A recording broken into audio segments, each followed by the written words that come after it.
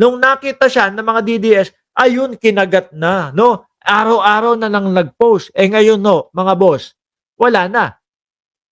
Hindi na ho pinapansin mga bossing. Hindi na ho, kumbaga wala na, as in wala na. 'Di ba bakit? Natabunan na ho ni Saldico, bagong hero ng mga DDS, si Saldico. Ngayon siya tapon basura na, tapon basura na ho. Ngayon si Saldico, ayan, medyo hindi na din po pinansin ng mga DDS kasi nga papakita sa iyo mali-maleta. Oh, matatawag mo ba na ebidensya yung mga mali-maleta na hindi ho, mga bossing. Pagtatawanan lang po yun kapagka dinala po sa korte yun, mga kababayan. Ngayon, hindi na din ho, pinapansin yung Saldico. 'Di ba? Kaya nung napansin ho nila mga bossing na etong mga sunod-sunod na mga superhero nila o etong mga sunod-sunod na mga bayabayani ho nila, mga bossing, na kumbaga wala na, sabay pasok naman ni Amy Marcos. 'Di ba? Sabay pasok naman po ni Amy Marcos. Para ho saan, mga kababayan? Para sa gift, no? Kasi pagka nauubusan ho sila, mga bossing, ng naratibo, ng paninira kay Pangulong Bongbong Marcos, eh, lagi po silang bumabalik at nag-uumpisa doon sa bangag ang Pangulo. Oh, balik lang ho doon. Pagka nakaisip na naman po sila ng ipapanira po kay Presidente Marcos, yon, doon na naman sila po-focus. Iiwanan na naman nila yung bangag-bangag nila. Ganun lang ho yung style nila, paulit-ulit, paikot-ikot lang po. Mahirap ba sundin ang Ten Commandments, sabi ni David Perdis. Ngayon, nasa si Kiko? Oh. 60 araw na suspensyon kay Kiko Barsaga, inaprobahan ng Kamara. Eh di lalo ho nating makikita itong si Kiko Barsaga, mga bossing, sa kalsada. Araw-araw na yan. Di ba? Bugi Arellano at Delia Rosario at Edel Toto Balduesa. Kasi wala nang trabaho. Suspendido sa Kongreso. San pupunta si Kiko? Eh malamang mas araw-araw na magpapansin yan at magpasikat doon sa mga DDA. Sabi ni Ma'am Neng Gigi, ang aga ng live, akala ko 10 PM pa, nakahabol. Kala mo, 51 billion po kay Pulong Duterte. Fake news po iyon. Diba? Ayan. Sorry. No. Welga muna. Rally na lang muna.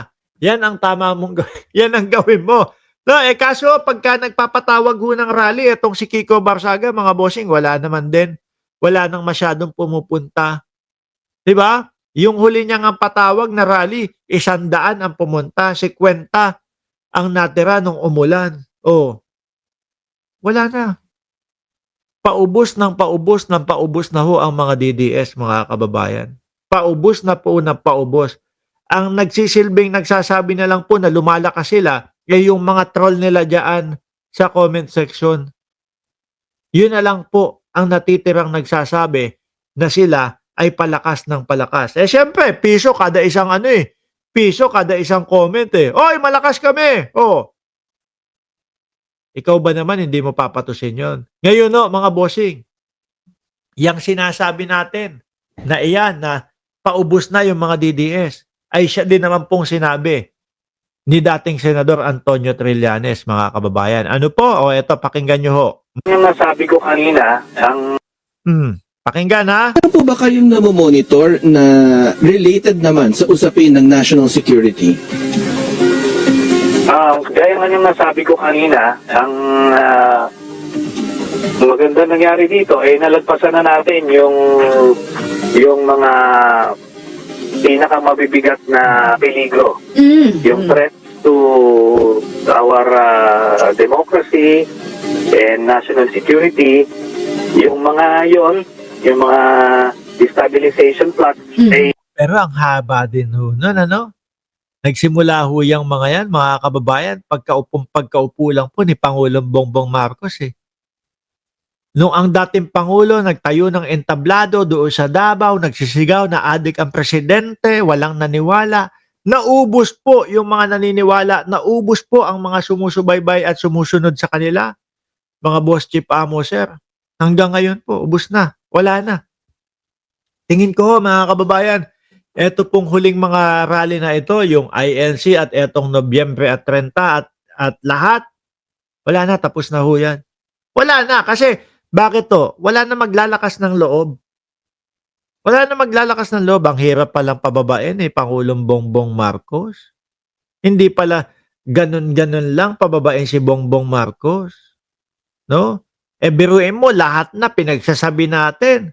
Pero ayun, nananatiling nakaupo si Pangulong Bongbong Marcos bilang presidente ng Bayang Pilipinas. Sabi ni Glenn Dake, 1172, Sir Mark, ask ko lang po, may saltik po ba yung Basi Barsaga? Papaano po kaya yun nanalo? Hindi ko alam. Doon sa mga taga Dasmariñas, Cavite. Sila yung sila yung bumoto kay Kiko Barsaga Oh. Humupa na sa ngayon. Senator, ano yung sa tingin nyo, bakit kung may mga nagtangkaman, ano yung mga aspeto kung bakit hindi nagtagumpay, Senator? Kasinungalingan. Di po ba? Yung paulit-ulit ho na kasinungalingan ng mga DDS at paulit-ulit po na mga sinasabi lang nila na walang katotohanan. Yun lang ho. No? Mga kababayan. Yun ho ang talagang kung bakit hindi po naniwala ang mamamayang Pilipino sa kanila. Kasinungalingan lang po ang lagi nilang pinapakalat. Wala namang meron kay Kiko kundi ang apelyidong Barsaga kaya nanalo. Yung tatay. Umasa sila na yung rally nung Iglesia ni Cristo nung November 16 and 17 ay aapaw siya at tutuloy siya sa withdrawal of support. Di ba may kaso yang si Barsaga? Ang dami. Lisel, Sersenya. Tsaka inaasahan nila na sasamahan sila ng Armed Forces of the Philippines.